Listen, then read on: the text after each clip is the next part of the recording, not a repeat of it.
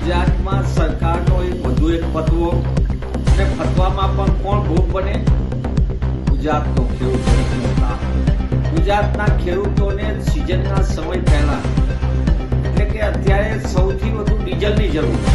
એવા સમયે ખેડૂતોએ ડીઝલ લેવું હોય તો એને પોતાના ઓળખના પુરાવા લાવવાના, આધાર કાર્ડ લાવવાનું, 7 વાર ઉતારોની ખેતી કરે છે લાવવાનું.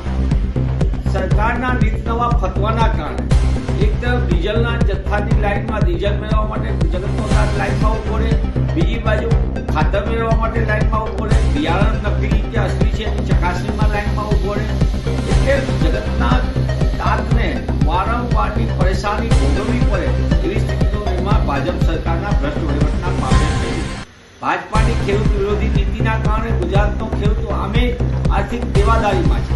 એવા સમયે સરકારે અત્યારની પરિસ્થિતિમાં આ બધા પ્રકારના ફતવા કર્યા. એક બાજુ સરકાર એમ કે છે કે પૂરતો જથ્થો છે, સરકારનો એક વિભાગ કે છે પૂરતો જથ્થો છે, બીજી બાજુ એક પરિપત્ર થાય છે કે ખેડૂતો ડીઝલ લેવું હશે તો એમને આ પ્રકારના પુરાવા લઈને આવવું પડશે. હું આપના માધ્યમથી સરકારને પૂછવા માંગુ છું કે ભૂપેન્દ્રભાઈ પટેલની સરકાર તમારામાં ખેડૂત વિરોધી નિર્ણયો કરવાની જે ક્ષમતા છે એનો વધુ એક આ જીવતો જાગતો પુરાવો છે.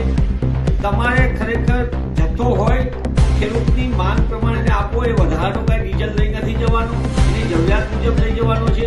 તમે કાળા બજારીઓને સંગ્રાહકોને રોકી નથી શકતા અને જગતના તાતને લાઈનમાં ઉભા રાખવા માટે મજબૂર કરી રહ્યા છો. એવા સંજોગોમાં થોડી પણ ભાજપ સરકારમાં નીતિ હોય ને નિયત હોય તો ખોટા ફતવા કરવાને બદલે જમીનની હકીકત પર વાસ્તવિક કરે.